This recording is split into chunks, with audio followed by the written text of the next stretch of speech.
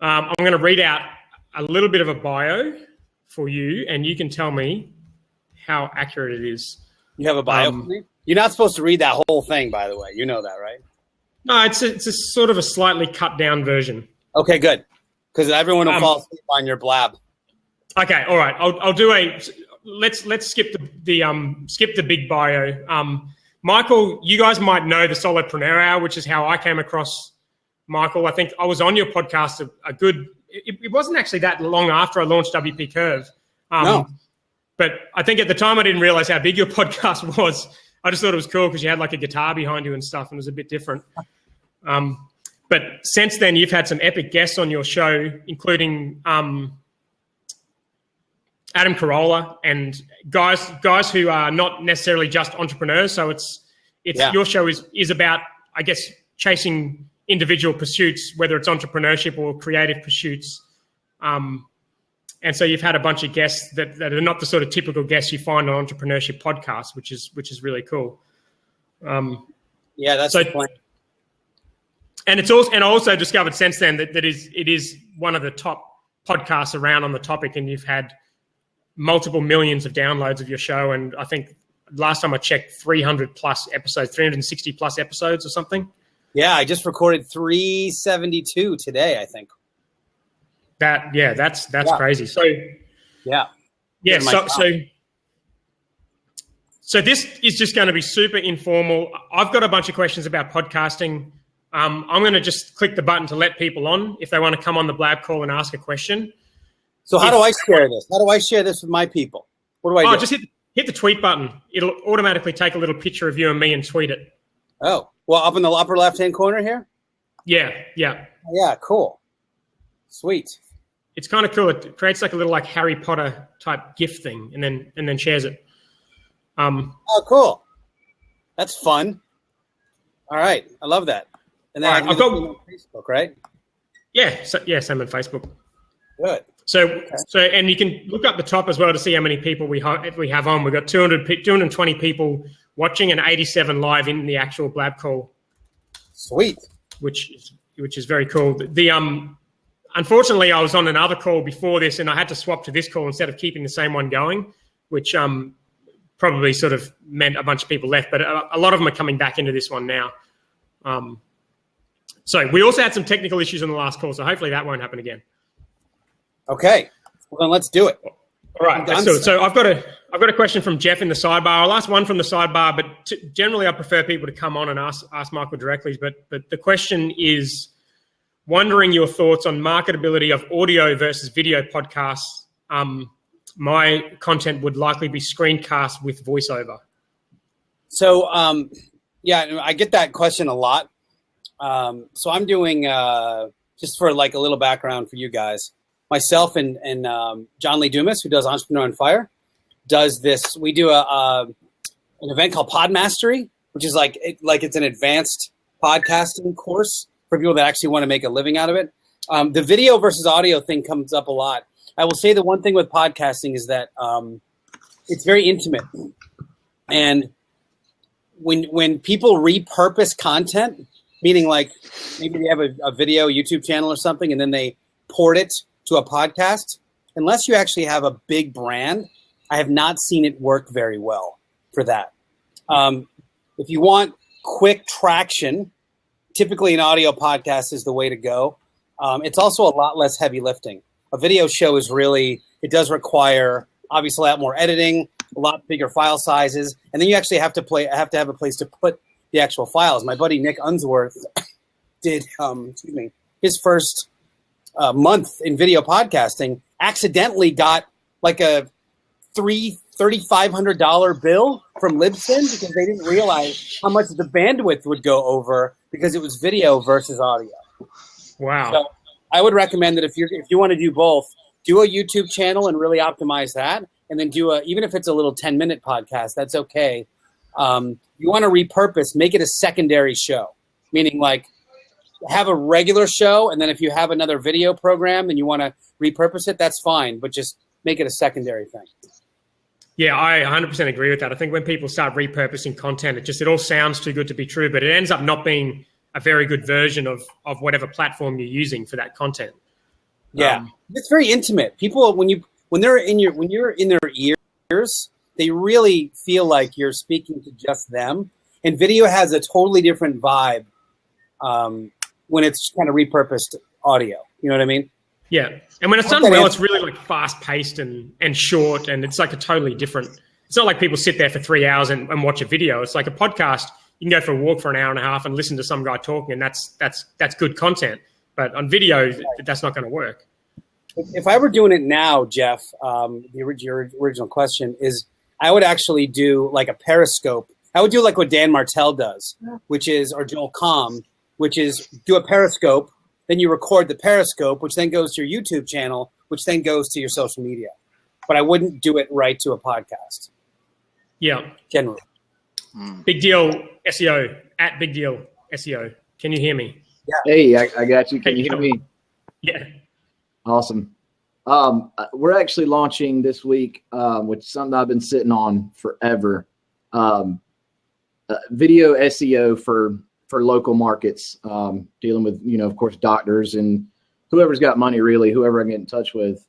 And I've thought about doing the podcast thing. I've actually thought about doing a video podcast. I'm very familiar with YouTube. But I mean, as far as podcasts or any podcast service, I mean, which ones would you recommend, and which ones kind of work with YouTube or better to work with YouTube that kind of go hand in hand, maybe? Well, if you notice, if anybody has launched a video podcast, they're like, wow, there's huge opportunity. You can be like number one in your category, and it's because no one's paying any attention to them. Yeah. That's really, they're watching video on YouTube. So, or Vimeo, right? Or Periscope or Blab. I don't, for exactly what Dan said, people are walking their dogs, they're on the treadmill, sometimes they're in their car. They're not generally consuming podcasts. Because, I mean, unless you're doing it like Mike Koenig's, who actually has a nice set, and it's actually kind of cool, or it's a man on the street, just watching a talking head, like if I just pulled my microphone over and you saw me talk for an hour, it's pretty boring. It doesn't make for great pod. So I don't want to like completely discourage you from it, but I want to mostly discourage you from it. I would keep video. And by the way, my opinion in a quarter will get you a gumball. So you decide what you want to do, but generally, I wouldn't spend a whole lot of time going for a video podcast. Yeah. Maybe the option of just using the audio for some of it. And I do marketing as well, other than the local video SEO. And I've been interested in doing the podcast or the video cast or whatever. I just hadn't delved into it because it's not been something that I've, really worried about. But I know that there's a big market out there for podcasts. And if it's something that I can get into, that'd be cool. Yeah, but if you do that, do it because you want a podcast about a thing. Right. Like, right. Something in particular. About whatever you want. You know what I mean? Like I'm really interested. If you saw, I have a little, it doesn't matter. I don't have to show you, but I have a whole bunch of like vintage Porsche models over to my left here. And I have an actual one sitting in my garage. And then I love audiophile, like home theater stuff. And I love old like vintage watches and things. I want to do a show called Cars, Watches, and Hi-Fi. I could monetize that to 6 figures before you know it. And I'm sure I could come up with a strategy where it would feed into my Solopreneur Hour audience and list, because that's me being a solopreneur. So if you want to just start a podcast because you want to do it. Don't, under any circumstances, start a podcast because you think you can monetize a niche. It's the number one way that you will not see a podcast survive. Because can I say shit? I just did. When shit hits the fan, and you lose a show or whatever, and you have promised your listeners Tuesday and Thursday, and it's 1 a.m, if you started a show because you wanted to monetize it, not because you love the subject, you're not going to record that show at 1 a.m. So I think you want to make sure that you're doing something because you love it. But I'm under the opinion if you love something and you're passionate about it, I bet you could figure out a way to monetize it. Yeah. Thanks, man. Yeah, right. of course. Thank you. Wait, so how does this work? People just sort of like go in and out down there? Is that the deal? Yeah, I just let people on the video, and then I'll keep an eye on comments. But yeah, people come on, they ask a question, you answer it. Sweet. All right. What's up, at Do How Team? What's up? And the guys who are not using their name as their profile, make sure you tell us your name as well. Yeah, my name is Terrell Van Hamert. How are you guys? Like Terrel? It's in the chat right there. Okay. So, I'm Dutch. What can I say? Oh, okay. Got it. Yeah. Cool. So I actually just me and a buddy of mine, Daniel, about a month ago we had this idea for Do How. It's dohow.co, and it's just basically we do now and figure everything else out later. That's like what our motto is. And we actually just launched our first podcast today, and it was actually a video. So it was really interesting hearing that. It was really interesting. And question for you is, what were you most overwhelmed with when you were starting out with podcasting? When it launches or when you're just starting? You choose. Well, when you're just starting, when you're like, I want to start a podcast, you don't realize how many facets have to go into creating a show, because it's not only the actual, somehow you have to end up with an MP3 file, but before that, it has to have an intro and an outro on it. And before that, it has to be edited in some editor that you've never seen before and you've never used, because you're not an audio engineer generally. And then you have to it's got to find its way to a website that you may or may not have.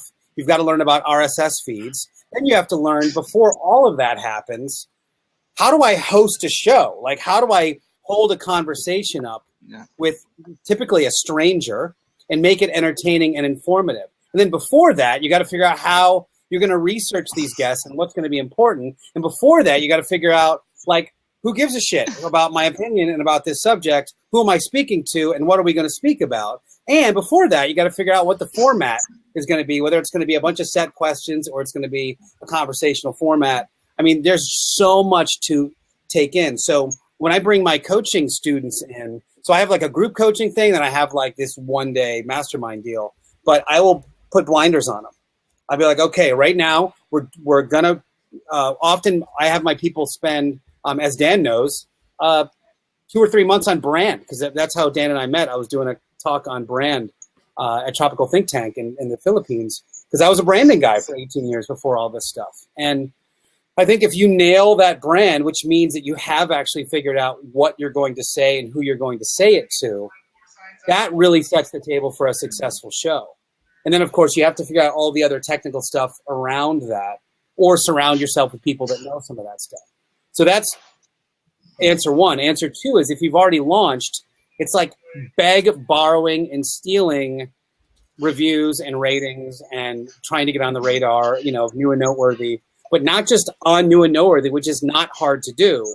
It's pinning yourself to the top of the highest category. So when I launched the Solopreneur Hour, it wasn't enough that I was like, oh, I want to be on New and Noteworthy in management and marketing. I wanted to be like top 3 in business. So I did everything I could to do that, meaning that I literally hand wrote 100 emails to my friends and said, hey, would you mind giving a listen to the show and reviewing it? Because that's what's necessary. And then every time I had a guest on, I would be like, hey, would you mind sharing this? It's different now, because a lot of the big guests that have clout have now been on so many shows that they're not really sharing them anymore. So you got to figure out a new methodology of getting your name out there and spiking your downloads. But there's a lot of hustle involved. The best way I can put it is, if you guys are familiar, at least in the States, Dan, with I was just in LA, and it's pilot season coming up, meaning that there are hundreds of new TV shows that are being created right now, or just being finished right now, that are then being pitched to the major networks and all the cable networks. Of those hundreds of shows, let's say 200 of them out of thousands make it on the air on one network or another. Let's say NBC picks up 10 new shows, and they have new lineup for their new week. and they slot them in with popular shows. Well, if some of those shows catch on, then they'll keep a few of them. So now we go from 200 to, let's say they keep 20 for all the networks. They keep the 20. Out of that 20, you might get 5 shows that get a bunch of regular listeners. And of that 5, you might get 1 or 2 that become like hits and they're popular. There's no reason to think that podcasting would be any different than that because it's a media form. If people aren't entertained, they're not going to stick with your show, period. So don't feel bad if your show is getting 32 downloads a day after 2 months. That's not like the worst thing ever because maybe it just didn't hit for one reason or another. It didn't pick up with a particular audience. That doesn't mean to stop doing it, which is why you do a show that you love and not one that you think you're going to monetize. No, I definitely agree. So for you, how do you create that fun atmosphere when you're on a podcast? Because you can do all these tasks to make it good or to make it happen, but if it's not a fun, engaging, and entertaining, then it doesn't matter if you can get all these steps in a row. So what do you do to create fun on your podcast? So it's a great question, and I wish more podcasters asked that. I put entertainment first. So when in fact, if you listen to my show, solohour.com/iTunes, there's a shameless plug. If you listen to it, I have a disclaimer at the beginning of the show that says, "Hey, this show is not about wall-to-wall actionable content," and I don't intend for it to be, but I do want it to be entertaining for an hour. And I very strongly believe that if somebody wants an entertaining podcast, they're studying the wrong people. If you're studying someone that's in podcasting now, you're studying the wrong people. Because if you think about the current trend of, I would say, internet marketing type podcasts, John Lee Dumas, Pat Flynn, Amy Porterfield, Fizzle Show, all those things, none of them were podcasting 2 years ago. They're all brand new at this. So they're not these educated broadcasters. I, on the other hand, studied broadcasting for many years because that's what media is. So whether you're on YouTube and you're in front of camera, if you talk to some camera guy in Hollywood, he's going to tell you the same thing that a good YouTuber would say of how to stand and how to address a camera and how to be, because it's shit that's been working for 50 years in the media world. So I would say start studying the greats. You want to learn how to interview? You study Howard Stern. You study, Barbara Walters. You study people that are these amazing, Larry King, stalwart, killer, old school broadcasters, and you're going to learn. Take the intro. Take the podcast intro. Whenever I hear anybody say, our today's guest is Michael O'Neill, and they go blah blah blah blah blah blah, it drives me nuts because if you go and listen to and that's what everybody does. If you go to literally any form of professional media, watch how they bring a guest on. Ladies and gentlemen, our next guest has won 9 Academy Awards. His new movie, blah, blah, blah, is coming out in February. He's also just adopted 17 more kids. Ladies and gentlemen, Brad Pitt. That's how they bring somebody on the show. So they're edify. So the thing that you want to keep in mind is the last 2 words of any good intro is the person's name.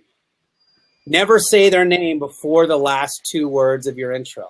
And think of it like you want to do an intro like Eminem in the last rap battle of 8 Mile. If you guys ever see that movie, if you want to be a good podcaster or go to YouTube, watch the 8 Mile last rap battle. And here's what I mean by that. When you get someone on that's been on 1 million times on a show, they've been interviewed 1 million times on a show. So a couple things happen. Number one, they're used to being interviewed by pros, A. Number two, they got a spiel. They got stories that they want to be able to share. Now, if you disarm them by telling their whole story in the intro, that means they have to come up with good, new, original content for your show. I'm not kidding. That's not a joke. I'm telling you that if you tell their story and you take their ammo away, they're going to have to go, oh, this person, A, has done their research, and B, I got to keep it real now because they've just taken all my ammo away. They're not going to just repeat the same thing you just said. So if you want to get, once you get a great guest on your show, if you want to get more great guests on your show, like I just interviewed, I won't say the name, but a guy that's been interviewed 1 billion times today. And he said, dude, I'll tell you, it's one of the best interviews I've ever had because you are so good at keeping a conversation going and no one else has that skill. That's the only reason why that guy would then follow up that conversation with an email that says, hey, other A-lister, you got to be on this dude's show. If they don't, and you're some generic, like, here's my 8 questions for my podcast coming up, you'll never get those referrals to the next level people. I think it's changed a lot in the last couple of years too. Like, you look at something like Serial or like the Gimlet podcast, some of those podcasts that are really blowing up, like the level of effort and the quality that goes into that. It's worth watching. It's worth listening to that startup podcast to get an idea of how much work and effort goes into just one episode of that show to give you a context to like the skills that are required and how seriously they take it. And to be fair, yeah, you're still on. I think you're audio only. To be fair on that. Am I still on? You are still on. Yeah, that's true. We can just hear audio. I just booted in because there's too much of a delay, but he can still hear the he can still hear us. If he can hear us, he can hear us. So in regards to those shows, and you're absolutely right. I mean, they when I did, if you guys have heard of Creative Live, I did a Creative Live with Alex Bloomberg in San Francisco in, what was it, October of 2014, I think we did it. And one of the things I said, I was like, guys, the pros are coming. FYI, there's only so much time you will have of being able to have bad intros and bad questions that you've written for your show, because the real pros, the people that have actually trained in this, they're coming. They went to broadcasting school. They know how to bring a guest on. They know how to keep a conversation going. And that now, when you look at like the top of, the business shows, with the exception of like Tim Ferriss, they're all like NPR. I mean, they're all pros. So it's hard to, they're there. So now we got to step up our game. Hi, Jose. Yeah. Sorry to keep you waiting. Oh, no worries. It's great. Thank you very much. I have a question.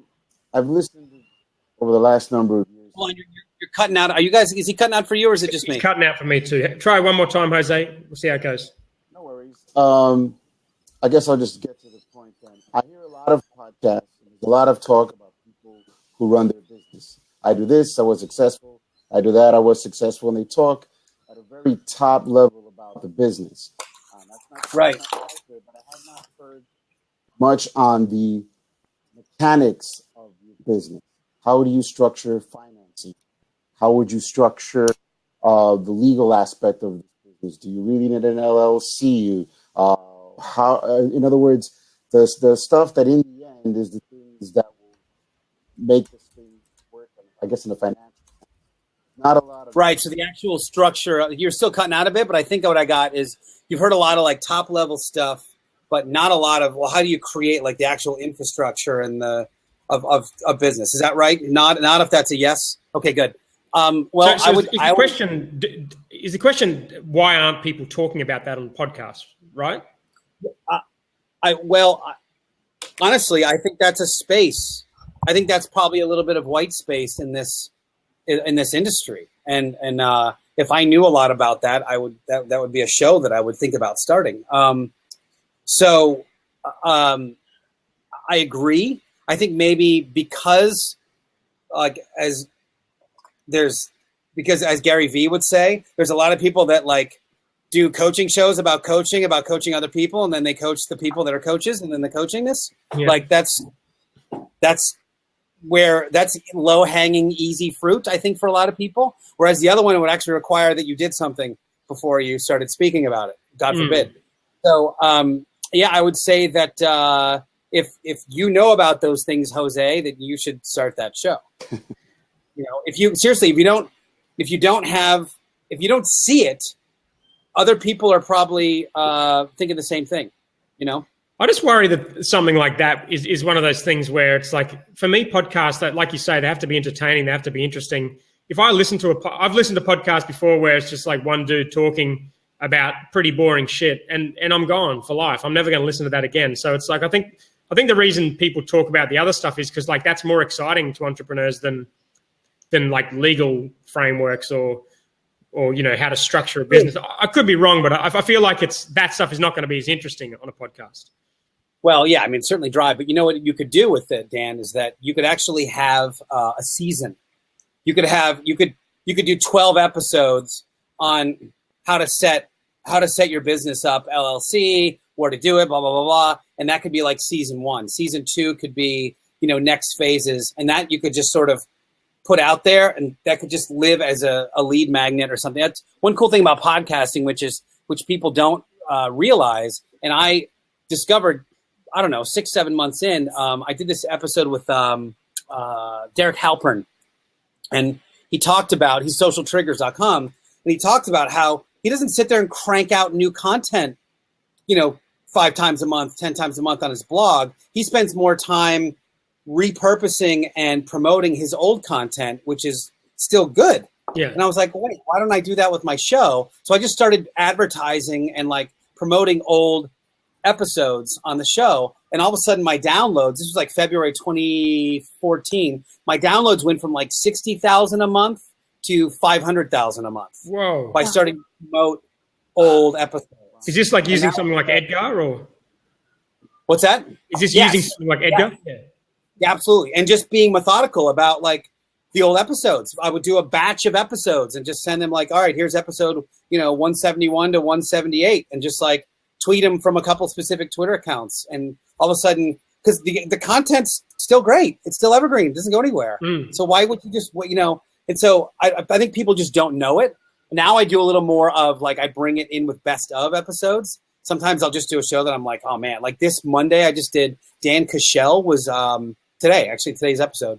And the second I hit stop, I'm like, that is a best of episode. It was so good. He's the CEO, Joe Polish's I Love Marketing Network. Okay. And it was just, sometimes when you get a great guest, like Jack Canfield or something like that, you can like flick him a grain of rice and jambalaya comes back like every single time. You're like, this was awesome, versus you're just having to like pull every answer out of them, which can be a little more challenging, I've seen some of the other podcasters, like Corolla just puts on old shows on his feed. I don't know if you've noticed that or if you've thought of doing that. Oh, for sure. Yeah. I do that. That's when I say I do best of, I did a bunch of best of episodes where I just did like episode 10 and I ran it again. And that's a whole new group of people that never heard it before. Okay. And so to do that, you publish an actual new post and just like put a little bit of audio out the front of it, and Yeah. And it was just, and I'll just say like, hey guys, this is the best of, blah, blah, blah, and if I have an advertiser, sometimes I have to get the new advertiser in between or something like that. Yeah. But generally, they still get just as many downloads. I mean, so repurposing that stuff can be really good. Let me answer Kamari's question really quick. Should podcasters really try to compete with serial and startup? For sure. Absolutely. In our world, especially the world of like internet marketing, well, let me go back to the previous example. If I did that cars, watches, and hi-fi, which by the way, I already own the URL, don't even try it. I could make, I know I could make that into a 6-figure earning podcast just because of the nature of the industries. I'm talking about sports cars, high-end watches, and high-end stereo stuff. I guarantee I could reach out to any number of 1,000 manufacturers and say, hey, I have a podcast. You want to advertise on it? From Best Buy to, Ford, and somebody would jump on to that laser targeted niche and be like, yeah, Rolex, come on over and let's talk on the show. So I don't think it matters that you won't have 1 million downloads a month, like Serial, or an episode like Serial and Startup. I think if you can get to 2,000 downloads an episode, you can start making some money from your show. I just agree with that. We've got a podcast for our brewery, and we get about 500 to 1,500 downloads per episode, which to me, having an internet marketing podcast before like that, it's just nothing, and it's such a small number. But the amount of people we see in person who listen to our podcasts and who love it, and it's amazing because it's just getting to the perfect people that we want to get to. And if it's 500 of the perfect people, that's a lot better than 50,000 random people attaching to your brand. Yeah, that's Mad Men advertising versus the current methodology, and unfortunately, well, I shouldn't say unfortunately, it's happening. Advertisers haven't totally caught up yet, right? Like at the beginning when they were like, oh, we're going to start sponsoring podcasts, and they used a radio metric, meaning like, per 1,000 listeners, we'll pay you $43 or something like that. The difference was when you're getting ratings from, whoever does your ratings these days, like you were getting it to the masses. That was 1,000 random people that happened to be listening to your show versus 1,000 people that subscribed. Of all the sea of shows, they picked yours, and it's typically, if you did it well, it's on a brand and a laser-targeted niche that is exactly who they're trying to reach. So you should be able to say, even with, like I said, a couple thousand downloads an episode, to be able to go in and go, look, I can put your show in front of 2,500 people that are exactly who you're trying to reach every single time. Yeah. Okay. All right. So thanks for your question, Jose. I'm going to say goodbye there, mate, and then I'll Thank you. I'll let Rebecca talk. You got a question, Rebecca? Hello. Hi, gents. I just had a question around the technical side of audio production. It's the biggest thing that's been holding me back. And I wondered if you know of any companies that provide a monthly kind of WP curve style service around the audio engineering. That would be the first. And then if not, what are the key aspects that I'm asking for? I just need basic audio. And yeah. How do you record your show, first and foremost? Using Rogue Audio. Rogue. Okay. I think it is. Is it? You just do it over Skype, and then you use like Skype call recorder or something? Yeah, it's a Skype recorder, and then I've got a Rode microphone. Okay. Do you ever interview anybody else? Yes. And is this something that you are doing as like a side part of your business, or something like you want your podcast to be your thing? Not my. It's not a monetized podcast, so it's part of my funnel. Part of your funnel. Okay. So then, yes. Do you know about? Let me get the thing right. Do you know about Podcasters Hangout on Facebook? No. Okay, so there's a good group called Podcasters Hangout, started by my buddy John Dennis. Mm-hmm. And there's like 3,600 members in the thing. Okay. Facebook, I can post on here, can't I, Dan? Oh, absolutely. Go for it. Yep. What do I do this? I do just do on the send message? In the comments, yeah. But if you tell me what to post, I can post. Oh, there you go. That worked. Yep. Got it. Yeah. So just doing that. There's a number of those services, Rebecca. Cool. I had this thing in my hand. If you wanted to do this for roles, I was like, you need to up your gear because it's going to eliminate most of your post-production if you have good gear to begin with. But if it's just part of your funnel, and then don't worry about it. Okay, so I'm going to send a shout out to my mate Vic, who's actually launching a service like that this week as part of the challenge. So you can check out his as well. It's just I got a guy podcast editing in my service. Coaching group. What's it called? Hi Eva. Hold on, let me double check this. HiEva.com. I think HiEva.com. And he's doing that now. That's definitely not it. It's definitely not HiEva.com. I'll tell you. Sounds like you just found something interesting. Yeah, I don't know what it was. It was something very Asian. I couldn't understand a word on the page. But let me see here. You guys talk amongst yourselves. I'm going to get you a link. And I think, let's see. Oh, .co. Sorry. HiEva.co. And he does this. This is a guy that's in my coaching group. And I'll post this link for you guys. And you can give him a little, how's your mother? He does some really cool stuff, show notes and micro content and repurposing of your content and the editing. It's pretty awesome. So have a look-see. Okay. Yeah, that's what I would do. And if it's not your thing, then don't sweat it. If it is your thing, you have no excuse other than to get some good gear. Truly. Okay, so if I decide to make it my thing, what would you say good gear is? You probably need an upgrade across the board. You need a better microphone than you have. Yep. You need a mixer. Yep. And I like to. I think maybe I can lift it. I use the Zoom H6 for a recorder. I use this. This is my recorder. I don't believe in software recording, meaning like I would never record a like Skype call recorder, because the day that I have like Richard Branson on or something is the day my computer decides to crash. And if I use all analog stuff, I don't have to worry about that. It works. Okay. It works either way. Okay, so that's an analog recorder and a mixer. Yep. And the mixer is the deal. The great thing about a mixer is when you have someone on that has a bad mic or not great sound, you can tweak their sound until it's right in your ears, and then you're done. Right. When you pull that SD card out, put it in your computer, you have literally zero post-production to do on that because the sound was already good going into the recorder. So that's the reason for it. It's a little more complicated, and I know there's modern ways to do it, and it doesn't have to be. But I believe in, Foo Fighters. I believe in Aerosmith. You haven't heard a lot of their concerts go belly up because their software crashed. So that's how I feel about it. Awesome. That is really good because one of the questions I was going to ask you was about the microphone quality of your guests. Like, do you ask people to have a certain microphone quality or?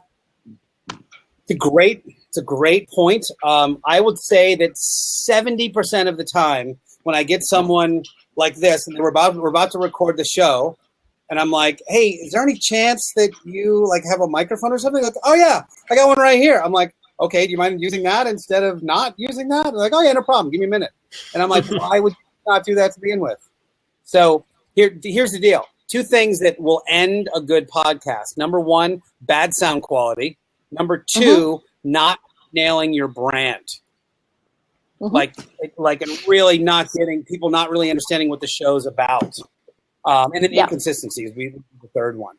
But when someone is listening to NPR or whatever your morning radio is, Howard Stern, whatever it is, and then they switch over to like someone's janky sounding podcast that sounds like it was recorded in like an echo room, they're gonna go, oh, how you do one thing is how you do all things. So if you're gonna try to coach and teach them something, and that's the amount of effort you put into your sound quality, they're not gonna trust you. A. B, they're gonna go, oh, this is what podcasting is, and there's no more podcasting for them.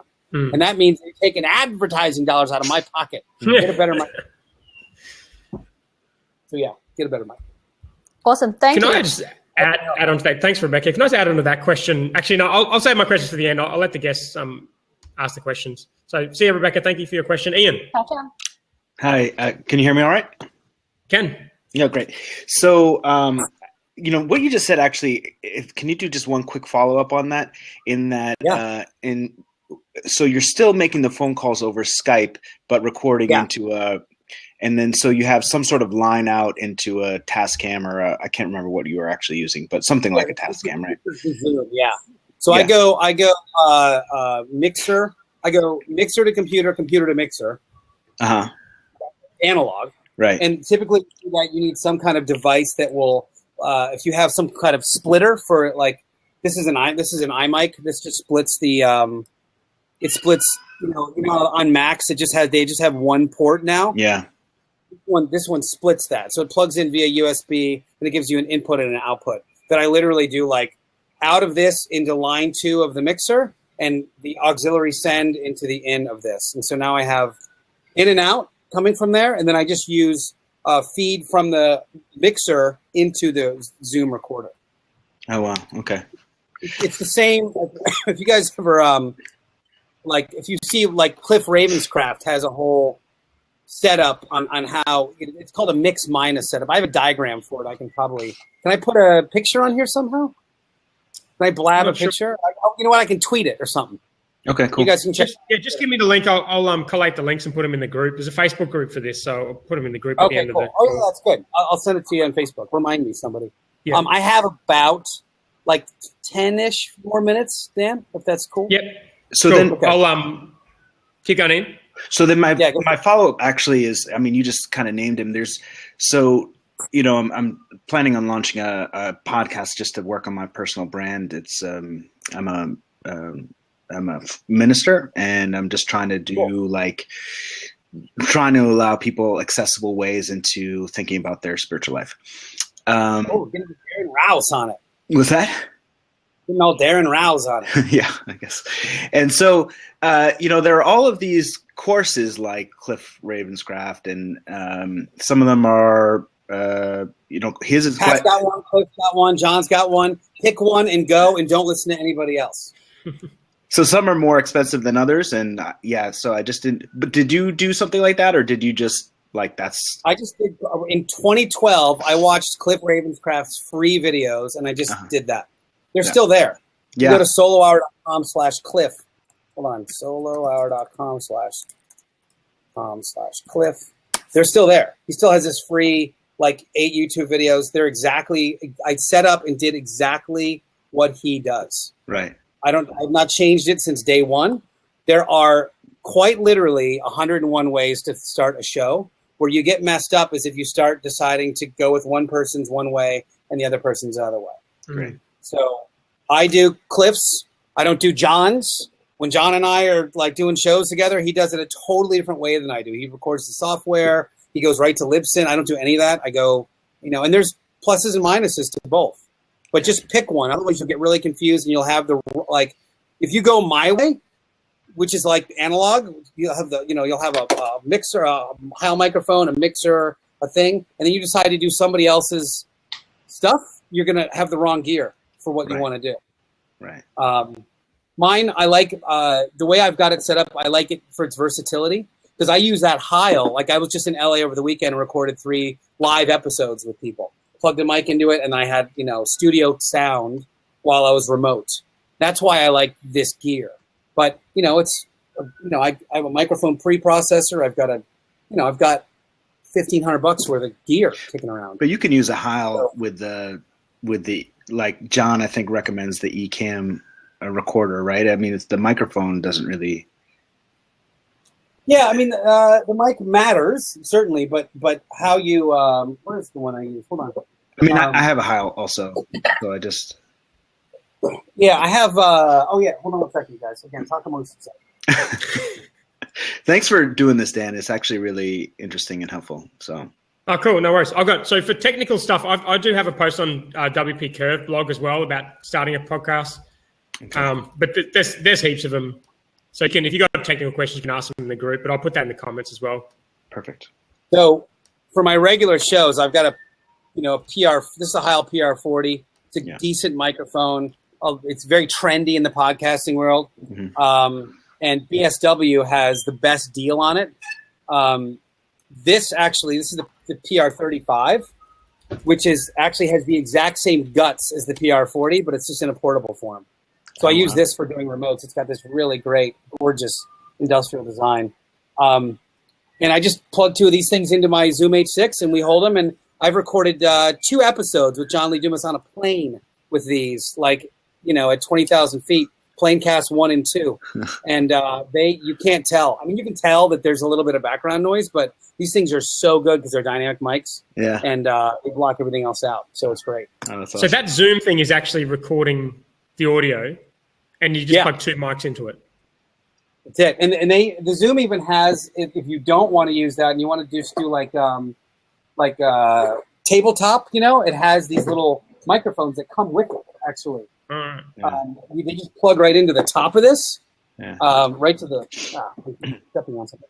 But they plug right into the top right here. It's like a little XY mic, and you can just sit it on the table and chat. But it does require that you're in a really quiet room. Yeah.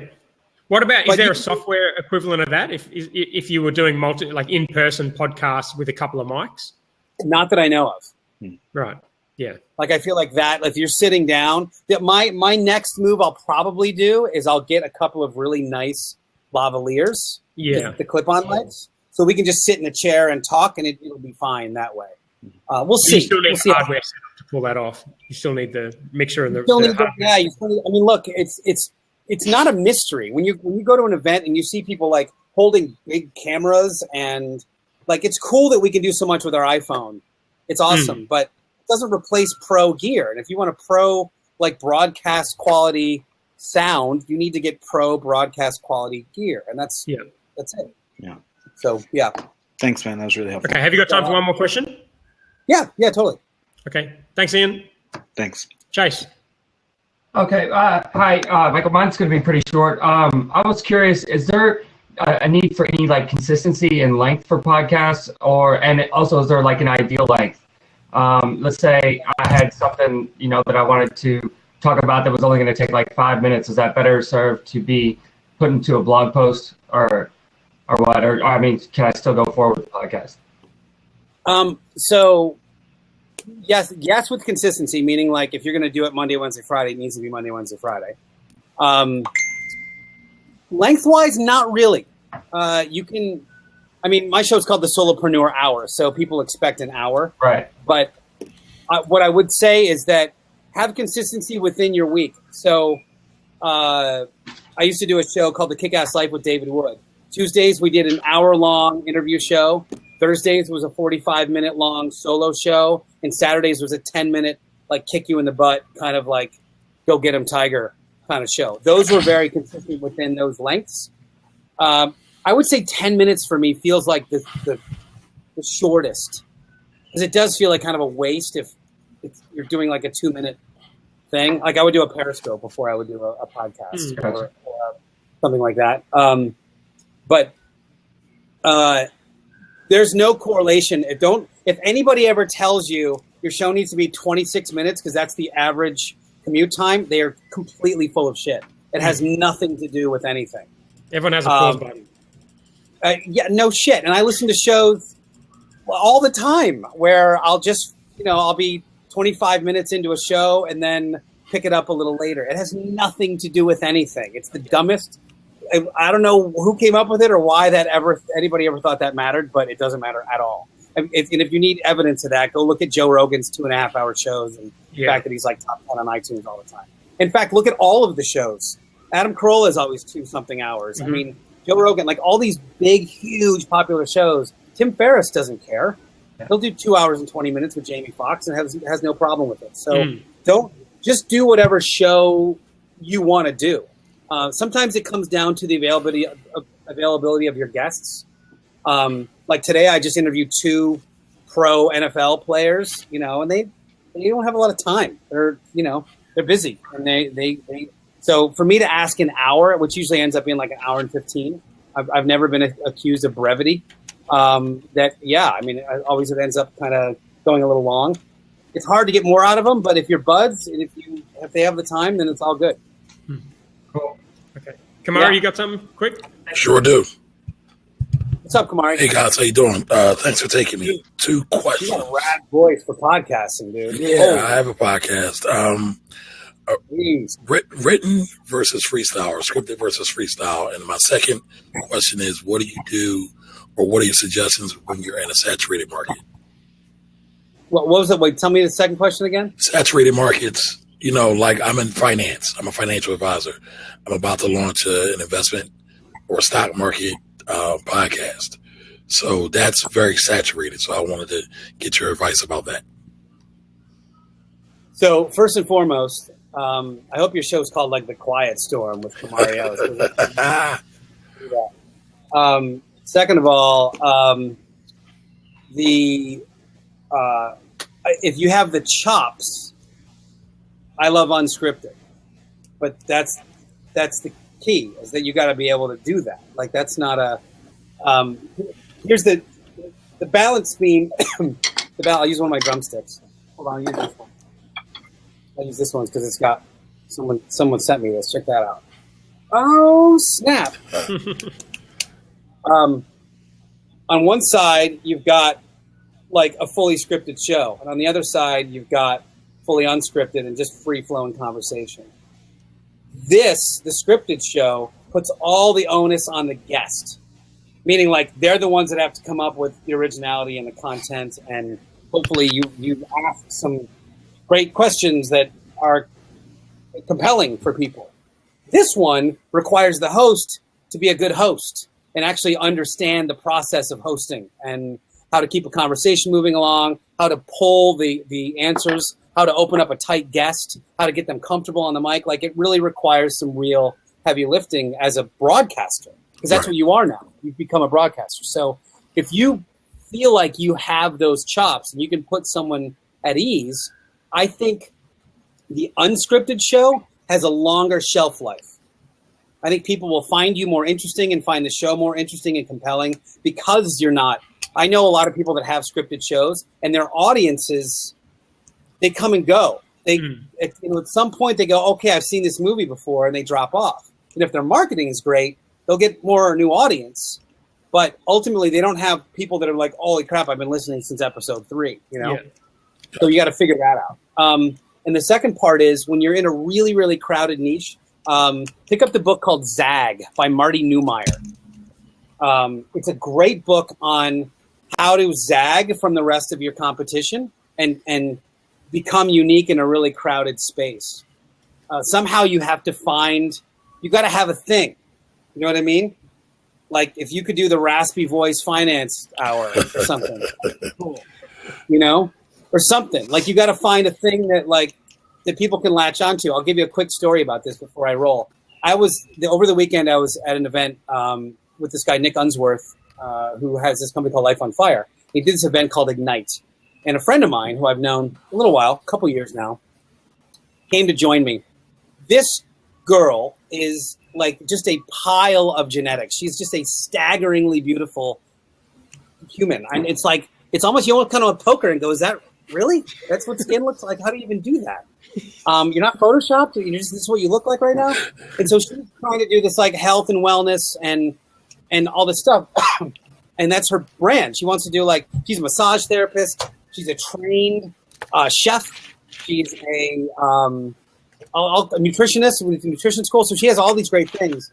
And she wants to help people get through their health and that kind of thing. And I said, man, I got to be honest. It's going to be hard for people to just look at you and go, oh, I can totally relate to her and her poor story.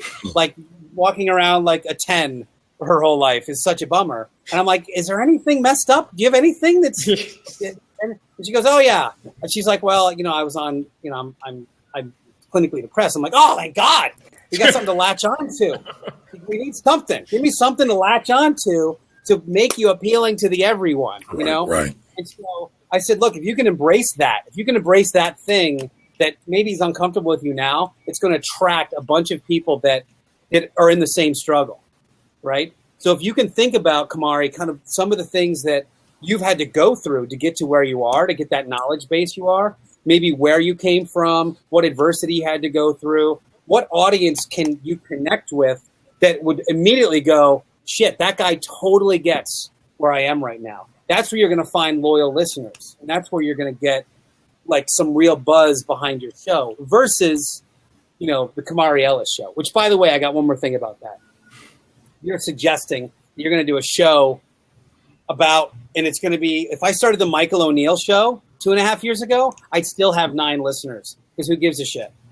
I didn't have any kind of brand. I didn't have any kind of platform. I didn't have any kind of company. I've heard you say it on your show before.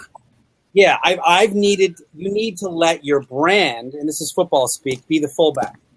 You got to let that brand go first and punch through that line so that your little self can run through behind it. Right. And once that brand gets some legs, the show could go from the Solopreneur Hour to then the Solopreneur Hour with Michael O'Neill. And let's say I take it to the next level. Maybe it's Michael O'Neill presents the Solopreneur Hour, if people started knowing who I was before the show.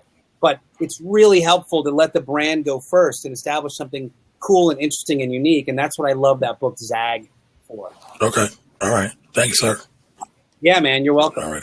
Thanks, the last one that I can do, but you guys can keep going. Yeah, I'll hang on here for a bit. But yeah, Brittany, you got a question? Yeah. I'm actually hoping to launch the podcast that I've started. It's called Constructor. Ooh, cool name. Yeah. It's for people who buy service as a construction as a service. My question is, how do you get the best interviewees? To me, that's my biggest challenge. You start doing a show for celebrities. Yeah, I mean, if you're doing a show in the construction business, you're going to get a lot of people that have never aspired to be on a microphone before, which means that it is going to be 100% on Brittany to be a great trained hostess, because your job is going to be to put them at ease. The only way you can put them at ease is when they feel like you know what they do for a living and that you really understand the nuance of it. Man, I hate when my Milwaukee batteries go low. I really like the Ryobi batteries better. And they're going to go, holy shit, she knows about my cordless tools, you know? And like, that's, I mean, legitimately, that kind of thing is what makes people go, oh, all right. And she kind of gets it and I can open up to her. But that's why it's so important for you to do a show in something you know well.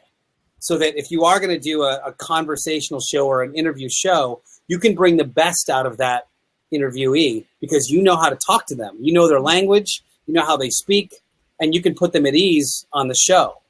I'm I'm co-hosting a show with a professional NFL player. There's got this guy named Hines Ward, who's recently retired from the Pittsburgh Steelers.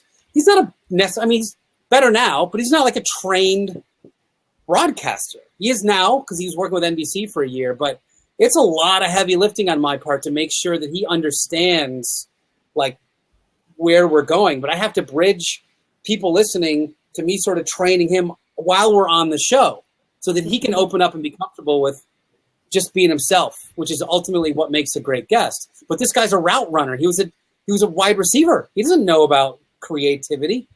He doesn't have creative brain. He has, tell me where to go, and I'm going to go 19 steps, and I'm going to hang a right, and the ball's going to be right there, and then I'm going to catch it and plow over a guy. That's what he knows. So I have to make sure that I give him a route to run. In the construction metaphor, you got to give them a blueprint. They got to get what you're doing with the show minute by minute. You've got to like set the table for them to really understand what you're trying to get out of them. And that might mean speaking metaphors like I just did. Yeah. You know, like, all right, so let me take you through what we're going to do today.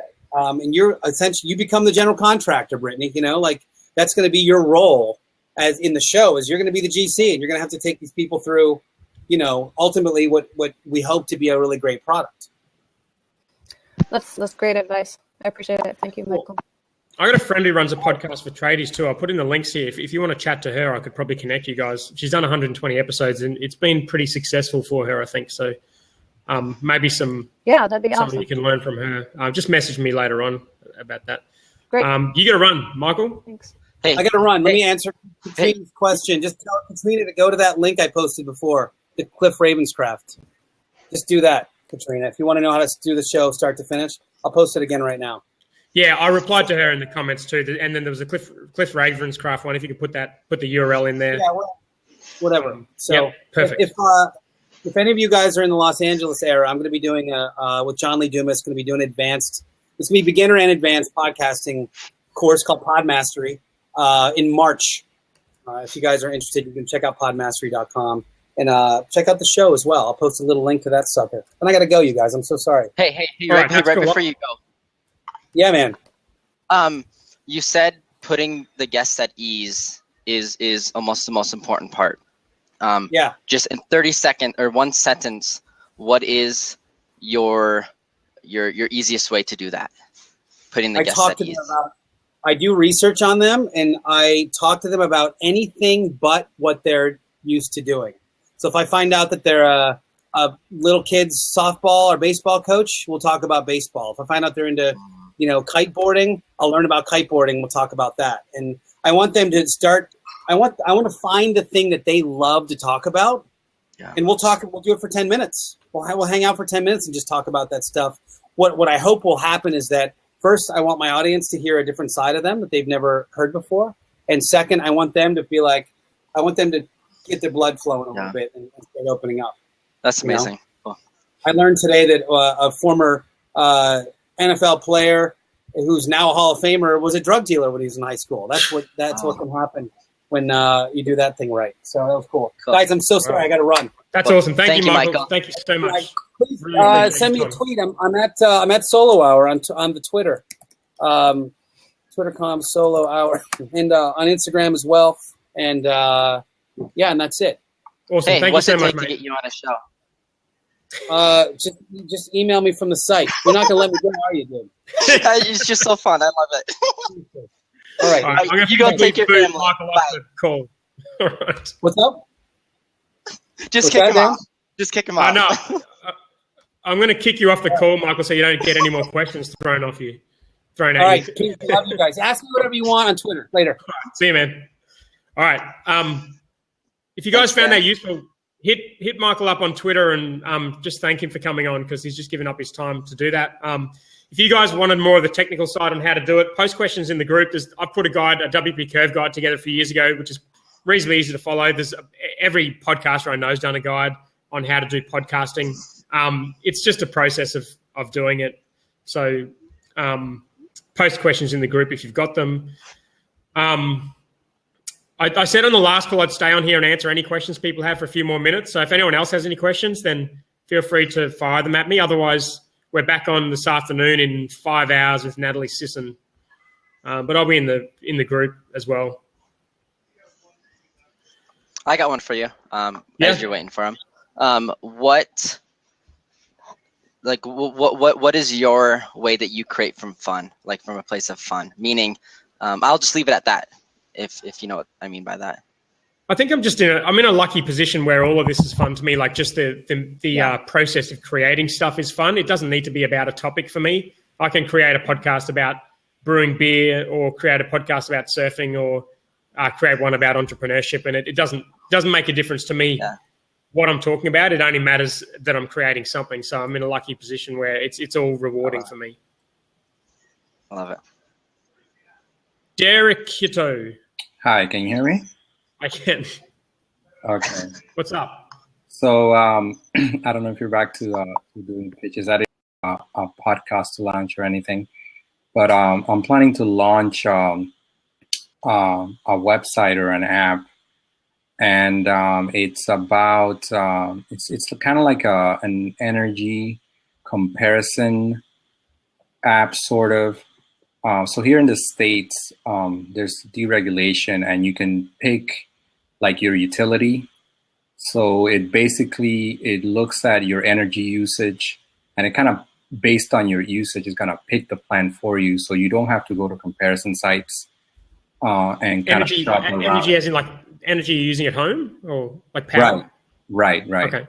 So, so instead of you going to like, So here, basically, the way you do it here, you have to kind of shop around and look at what's going to be the best one and all of that. And instead of doing that, it kind of looks at what's the cost going to be based on your usage. And it tells you, okay, this is going to be the one because based on your usage last year, this plan is going to cost you this much. And this is what you're going to end up paying for the whole year. So you don't have to shop around. So basically my question is, people are probably not going to end up paying for something like this. I know that. But companies are probably going to pay for customers. Is he gone, or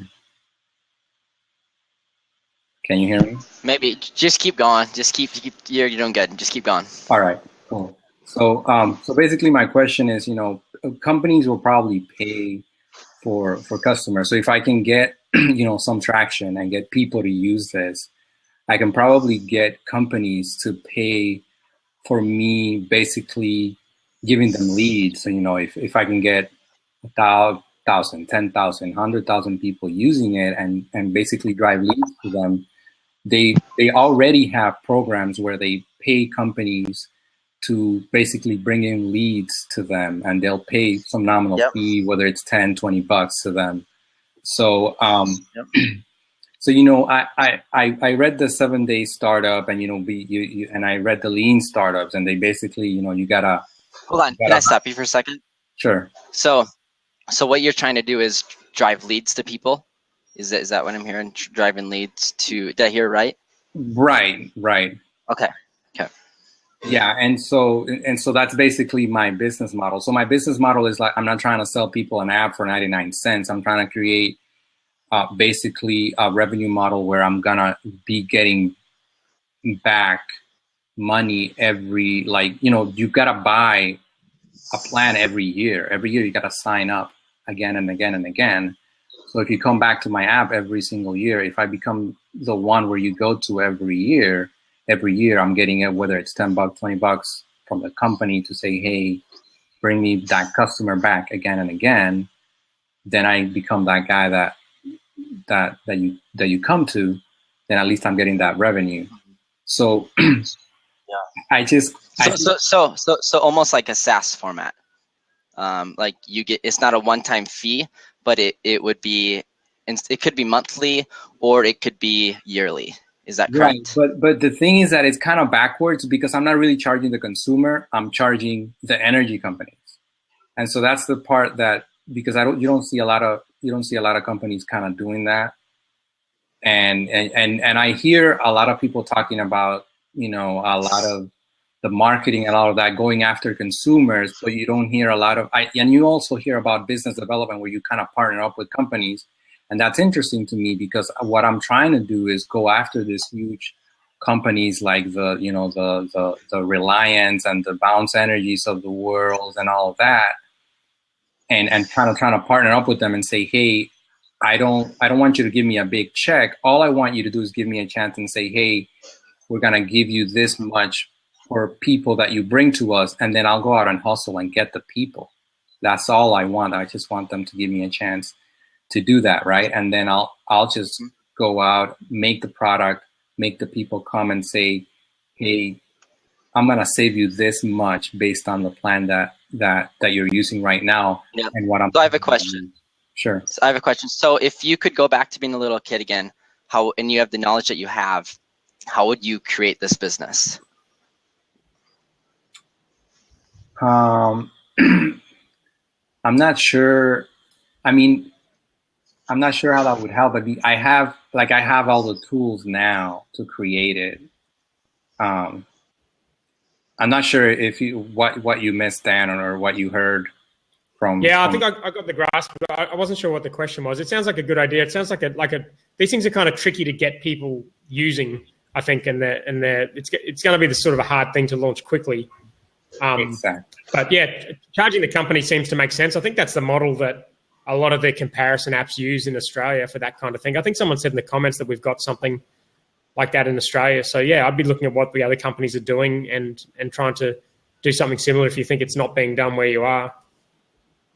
Yeah, it's so basically my differentiation factor is basically using the usage part of it. So nobody's bringing in the usage part of the consumer to kind of, so they basically bombard the consumer with a bunch of plans. And all I want to give you is just the one based on your usage, because here we're rolling out these smart meters that already are taking in your usage data, and you're able to access that data. And if you already know that, and we already know how much your rate is and the rate of all these plans, why don't we combine both and compare all the plans? And then that automatically tells you which one is the best. But they don't want you to know that. They want you to be shopping out there all the time and just pick one, and then you screw yourself doing that. It sounds like the sort of business that could be a huge business. It would be a very difficult thing to pull off as like a first business. I think, I don't know, like where you're at with funding and that kind of stuff. It's not like a typical 7-day startup type business, but it sounds like potentially a huge opportunity if no one else is doing it. Yes, and that's the scary part. And that's what I was telling him. Where it's not what I hear talked about the most, because usually you want to go after consumer and you want to sell them something and just boom.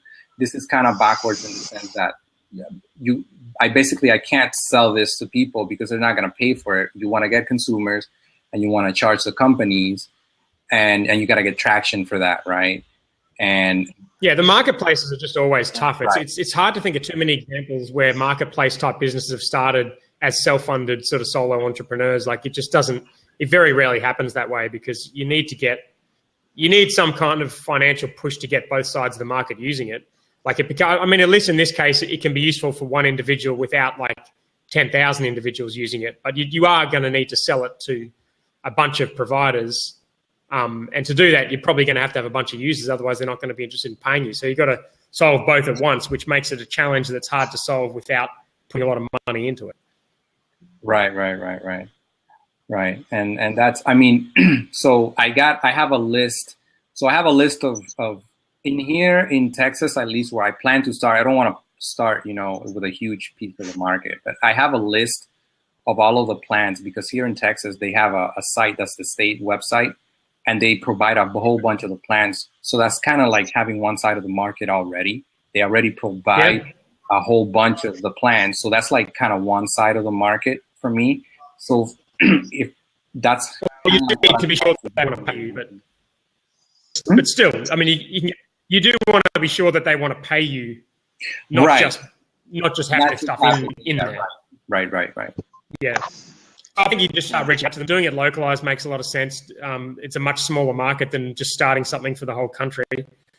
Doing it localized, reach out to a couple of providers and see whether they have an appetite for this sort of thing, or whether they've done some data internally that says that they don't want to be involved in it because it means that they sell less or something.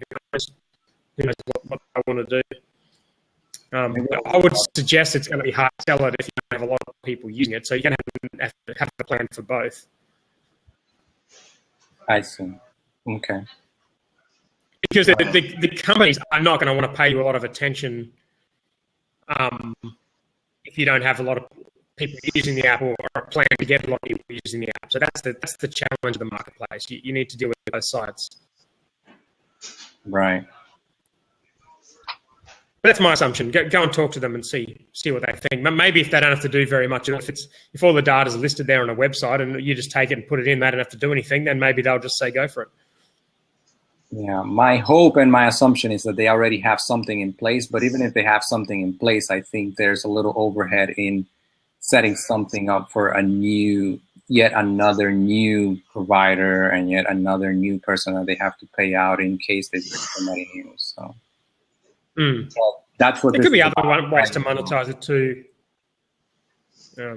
Yeah. So what's the path of least resistance to find out if they already have this? Because you said, I hope they have this out there. What's the path of least resistance to find out? I'm pretty sure that they do have it, because there is a website that everyone uses, the state website, and they have basically links that are like affiliate links. So it's just a matter of getting in touch with their marketing departments and get them to talk to me. But that's no small feat. Yeah. What's the path of least resistance to talk to the marketing department then? Calling the marketing department, I guess. Okay, there you go. Cool. All right. Been going for an hour 15, and this internet problems are a bit of a pain in the ass. But you guys have got other questions, hit me up in the Facebook group, tag me, or Snapchat, or just post something in the Facebook group, and someone else will probably reply. So thanks for coming on the call. I'll see you guys. I've got another one this afternoon in 5 hours about traffic. So come on to that one, and I'll see you guys in the group. All right. Thanks a lot, Dan. Thanks, guys. Bye.